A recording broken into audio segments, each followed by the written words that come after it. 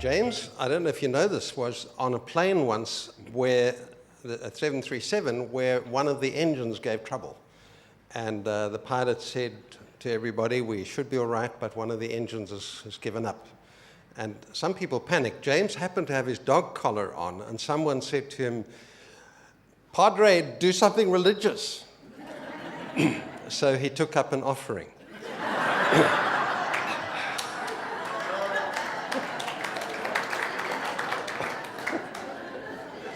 So welcome, we're going to do a series called Israel Then and Now. I said this morning, I'm not an expert on Israel. I think you've got to live somewhere for years to be an expert. But I am an expert on my experiences in Israel. So that's what I am going to share with you. We've stayed there twice for 2 months at the Garden Tomb in Jerusalem. And we're really going to share our experiences of that. Today, I'm simply going to try and give you a feel for what it's like to live in Jerusalem. And next week, we will actually follow the steps of Jesus in quite a meditative, devotional way, worship service kind of way. And the third week, I'm going to talk quite seriously about Israel's problems and what it means to pray for the peace of Jerusalem and give you a feel for some of the deeper things that are going on there. We're going to begin at Luton Airport because that's where we begin. You immediately sense something's different on this flight you're booking into, because there are a lot of people with long hair down the sides of their ears and with strange hats. Very young fathers with 4 or 5 children with their very young wives. The wives are dressed fairly ordinarily, although very conservatively. And their children are nicely dressed and nicely behaved and cheerful, and we can see they love their families. But part of the plan of the Hasidic Jews is to have lots of children so that they will build up a majority in Israel, and that's quite a controversial thing that I'll talk about later. But they go into the duty-free shop, and I saw one Hasidic father standing with his 4 children while his wife was choosing a cent, so quite normal in those ways. And then you catch the EasyJet 737, which is anything but easy, because EasyJet do not book you a seat. So what you do is you wait till the gate number is called, and then you run and try and get near the front of the queue, only to discover that old people, which they didn't qualify me as, and mothers with children, they get preference. And you take off for Israel. Interesting flight, because there are quite a lot of these Hasidic Jews on the plane, and they just take over, walk all over the place and talk very Jewish style, you know. And then on the hour, all the men go to the front of the plane, closest facing Jerusalem, and they have their prayers there, all nodding in the front. I tell you, those guys must have very fit back and front. They don't just nod their heads, eh? It's from the waist, and it's quite energetic. And if they're at the front of the plane and they time it wrong, you know, I can just picture the poor pilot in the front trying to hold the joystick back because the plane's tipping forward. And then, of course, 5 hours later, you fly over the coast of Tel Aviv. And if you go down to Tel Aviv, it looks like nothing more than Durban. It's a modern city, looks just like Durban, except it faces west instead of facing east. So instead of sunrises, you get sunsets. There was this particular little statue thing, which was a surfboard with something upside down. I don't know, what does that look like to you? So I did a bit of Photoshop on it. There we are, and I reckon it looks like a monkey. What it's doing there, I haven't the faintest clue. Anyway, that was Tel Aviv. And then we head to Jerusalem, and we arrive at the Garden Tomb after sunset, and for the first time just get a glimpse in the moonlight of the tomb 100 meters from where our apartment is. And there we go to bed. Now the next morning, of course, you've got to get out into the town and start to see what's happening. The thing that immediately strikes you is how very different people look there than we used to. Almost everybody. No problem knowing, is that an Arab or a Jew? If you don't know that one, I can't help you. That's an Arab. I thought he looked really like the original Ali Baba with 40 thieves, you know, and if he'd caught me taking the picture, I really would have felt I might get a knife in my ribs. So very easy to tell Arab from Jew, isn't it? Arab or Jew? You know, and it's a piece of cake, but just fascinating faces and headdress and so on. Look at that wonderful face and the character of it. And you see the long quills down here that have never been cut. And you go to Israel with preconception that it's easy to tell Arab from Jew. It isn't. I'm going to show you now a series of pictures and ask you to tell me Arab or Jew. I've got some tourists in there just to trick you. So some of them aren't Arab or Jew. So Arab, Jew, or tourist. Try this one. And when I show you the whole picture, you will see amazingly he's an Orthodox Jew, black. Only saw one of them, but there he was at the Western Wall praying with his typical Orthodox Jew. Answer is impossible to tell. He could be a secular Jew. They don't bother to wear yarmulkes. Impossible to tell until I show you who he's with, and then you can say, oh yes, that's an Arab. Very typical headdress for the woman to wear. I'll come back to that headdress just now. There are two. One of those is an Arab and one is a Jew. Impossible to tell until I remove and show you what they're wearing. The Arab will wear a thing that covers most of his head. The Jew will wear more of a yarmulke. Only way you can tell. Don't think you can say that's a Jew because his skin's lighter. It doesn't work. There are plenty of Arabs lighter skinned than plenty of Jews. Remember there were three categories, Arab, Jew, tourist? Well, the answer is she's a Jewish soldier, believe it or not. Now, on our way through the airport, you can be given a tremendous grilling in Tel Aviv airport, and my passport picture is actually a very poor quality. I didn't even realize it was. I was stopped at passport control by a Jewish official woman, blonde hair, beautiful blue eyes, and she wouldn't let me through because she didn't think that my face matched. Then she held up the passport and gazed into my eyes. It was a wonderful, wonderful welcome to Israel. But Jewish, again, impossible to tell until I show you what she's doing. She's reading her Hebrew prayer book, sitting well back in the Western Wall area, as far from the wall as you can get. But there she was doing her morning prayers. Could be Arab or Jew otherwise. Two boys. Impossible to tell until I show you the heads. One on the far side is Arab, the one on this side was Jewish. Are you getting the message? Don't think there's a prototype. And this has very great importance for looking 2 weeks' time at the Holocaust and the problem of race.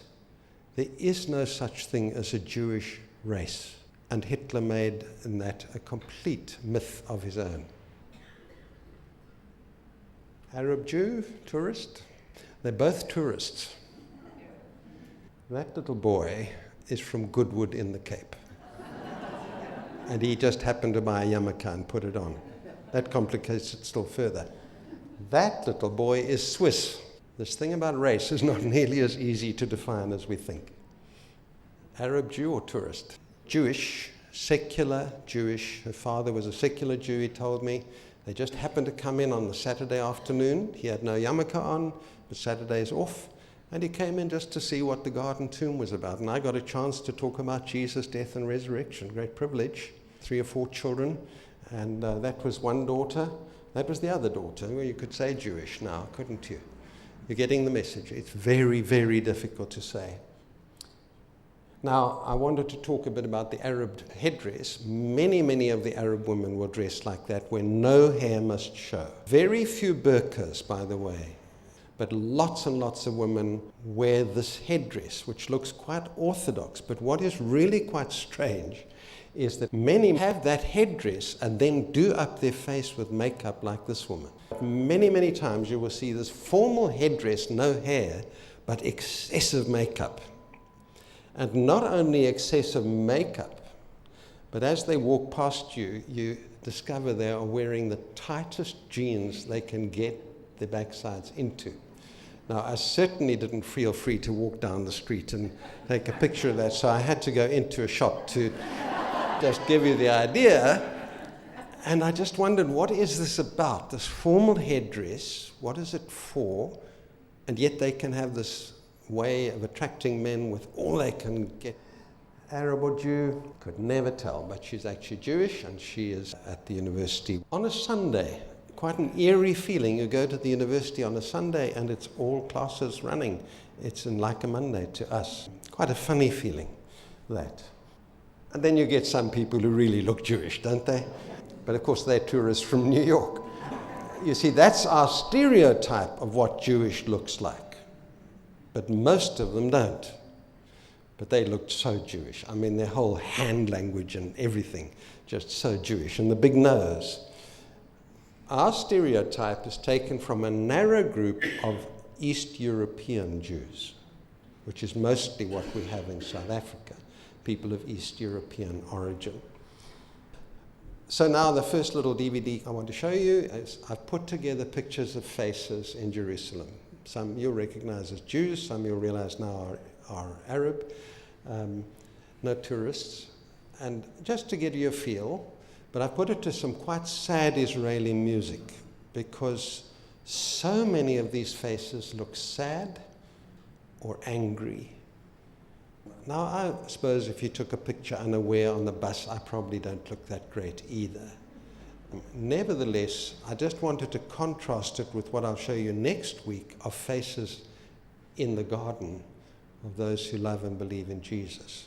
So maybe it's a bit unfair, but just to give you a last feeling of these faces and then on to something else.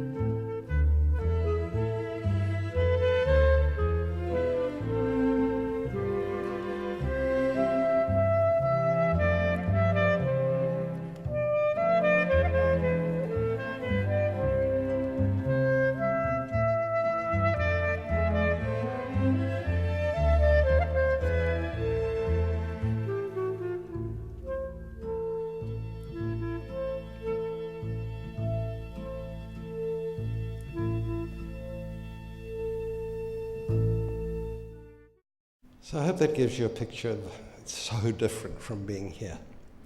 Now I want to move on to introduce you to the city of Jerusalem itself. There's more to that picture than just the donkey and the man, and the donkey, by the way, on the very spot where Jesus rode the donkey into Jerusalem. But a closer up picture of that. The background shows the most holy sites of 3 different religions in the world, all right on top of each other, 2 of them literally one on top of the other.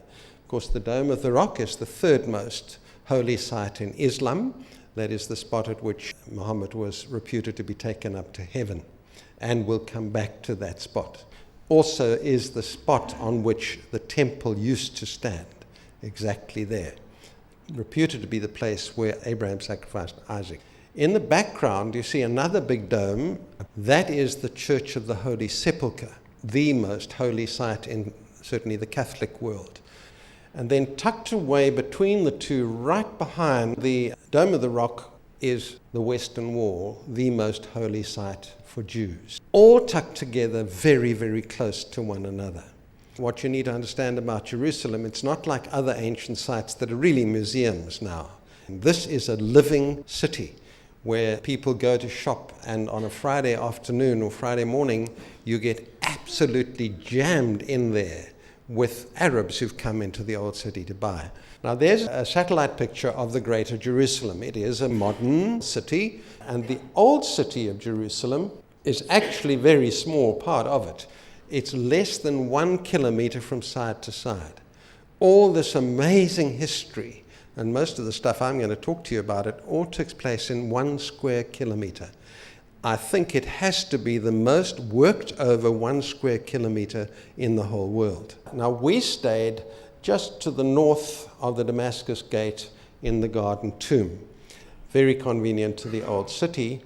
And they have, just in the last 2.5 years, produced a lovely light railway, tram if you like, that travels from the northeast to the southwest of Jerusalem within a couple of 100 meters of where we stayed. And 2 years ago when we went, it was brand new, so we used it a great deal. But it runs right from the north to the south. Now, in the south corner over there, its terminus is right next to Yad Vashem, the Holocaust memorial area, which we will go to 2 weeks tonight. And we went there many times.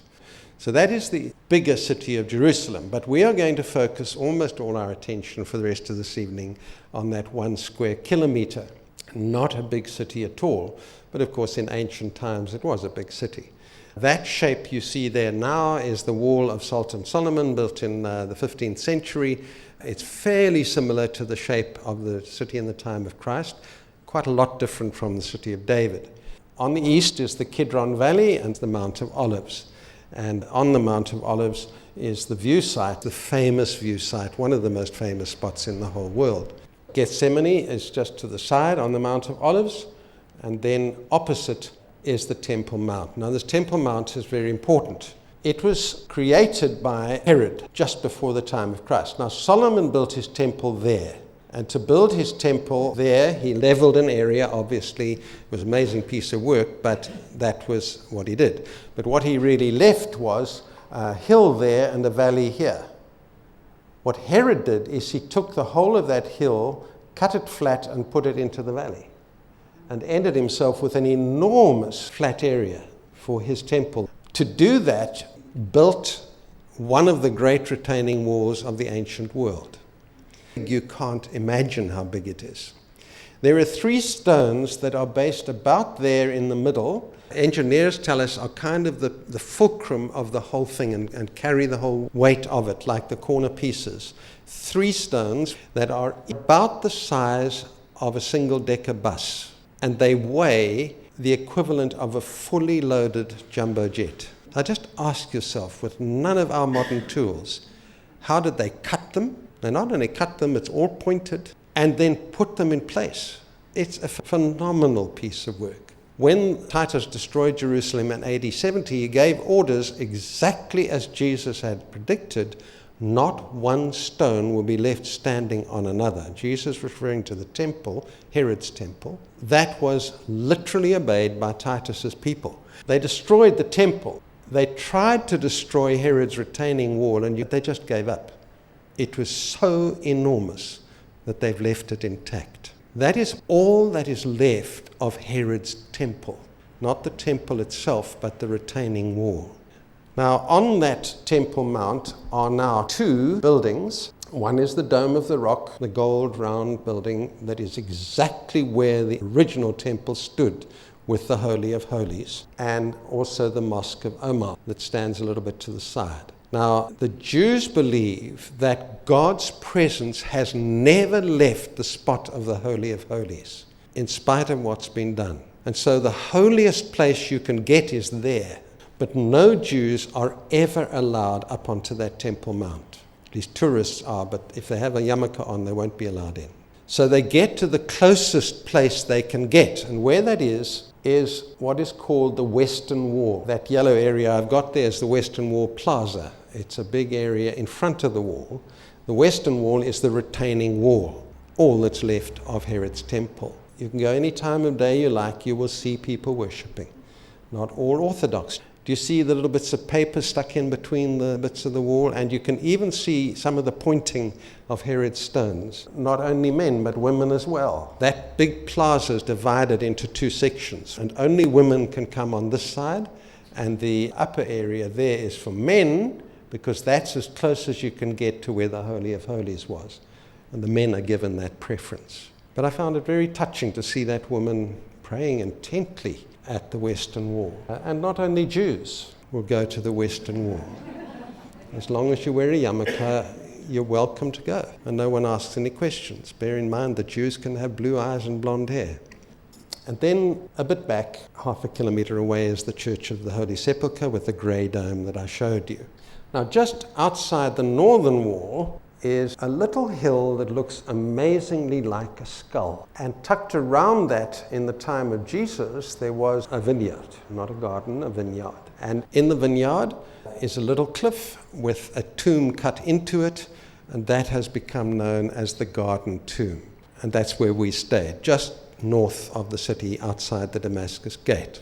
Now, the city's got 8 gates, 7 of which you can use. There is the New Gate, the Damascus Gate, which is the one we used. There is the Herod's Gate, Stephen's Gate, the Golden Gate, which is famously bricked up, the Dung Gate, which is the main entrance to the Western Wall area, the Zion Gate, and the Jaffa Gate, which, like the Damascus Gate, is the other main entrance. So there are these 7 ways you can get in. One of them is closed. Inside the city, I want to just show you 3 churches that meant a lot to us. There are many churches, but Christ Church is the oldest Protestant church in Jerusalem and is the one we went to quite often. And in a few minutes' time, you will see a little cut of an Ethiopian choir that was visiting and dancing.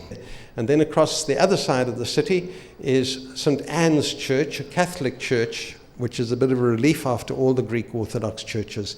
It's an absolutely beautiful church, but with famous acoustics, so that you will see a clip in a moment of people singing. You will hear a woman singing Ave Maria, and you would swear there was a pipe organ playing. But it isn't. It's one man on a piano accordion.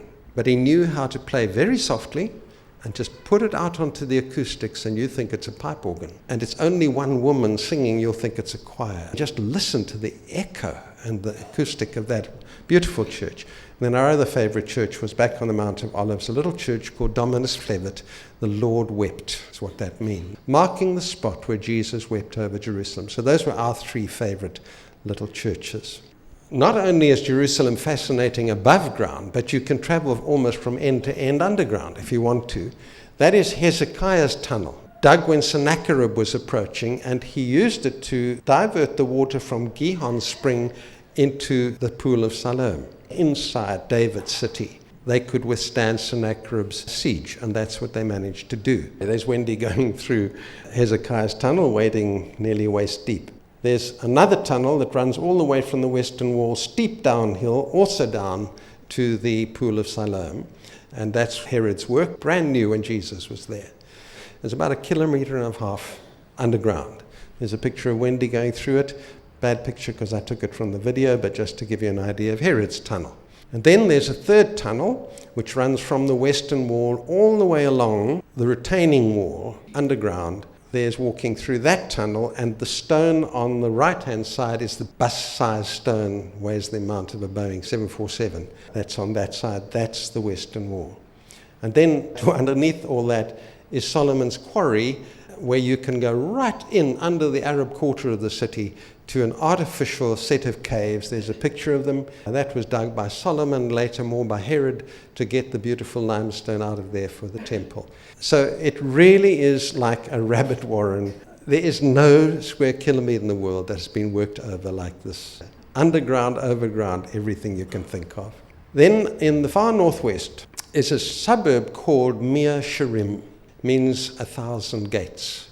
Mir Sharim is the home to most of the Hasidic Jews. Only a couple of 100 meters walk from the Garden Tomb.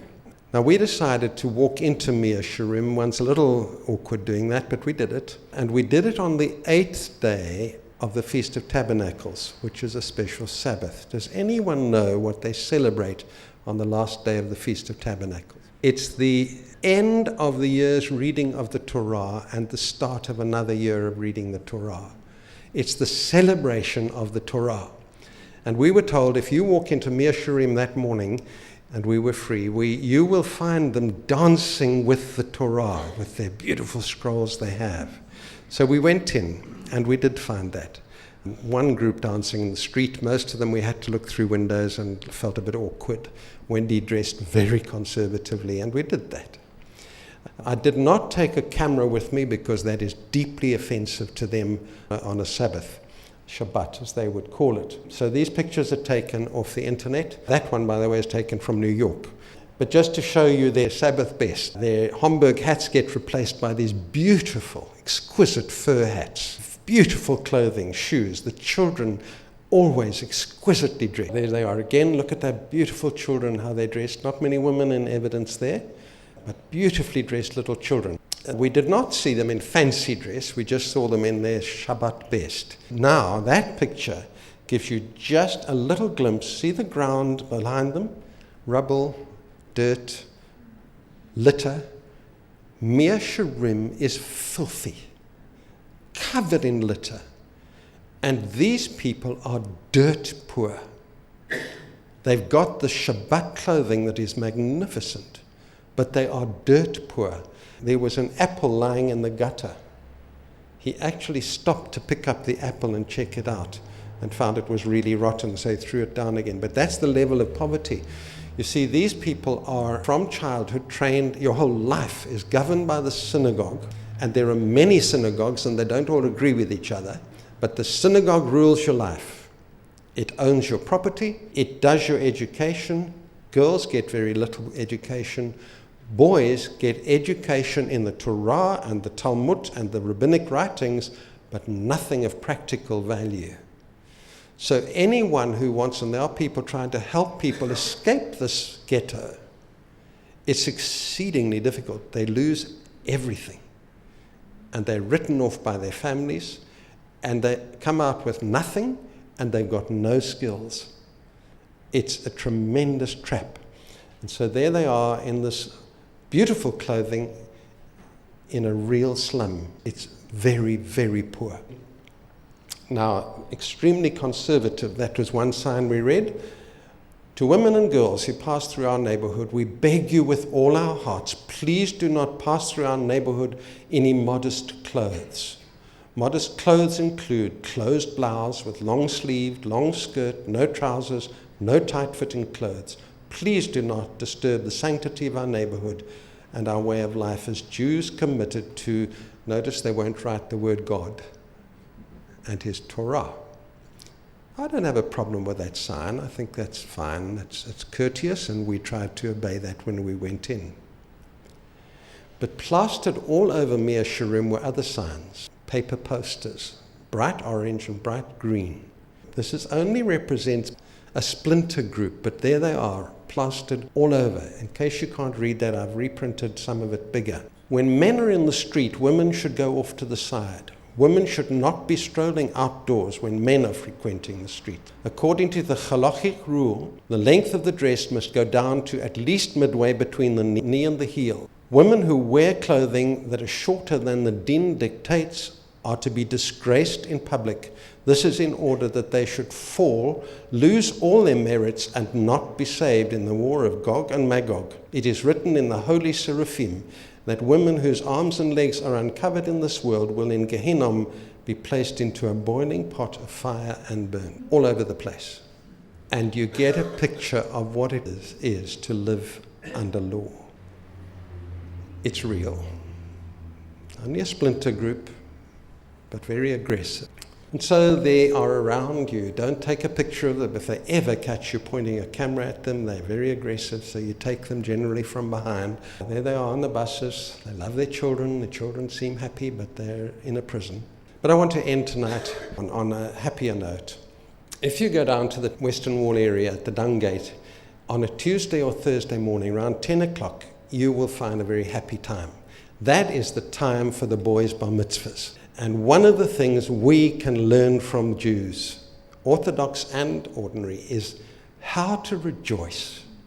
We tend to be a stodgy lot. And we really can learn. Joy is a command in the Torah. We are commanded to rejoice. And this guy could sing and play his pipe, and he was actually a professional joy singer. And he would be hired, and he would take a group in. Next picture, and then you would see these little boys. Boy 13 is quite young, but from today he's a man. And he's treated like a man. They put them underneath canopies, and you see the one with the white cap, he's the 13-year-old, and all this dancing around him, and all the women and men clapping, and boy, they make them feel special.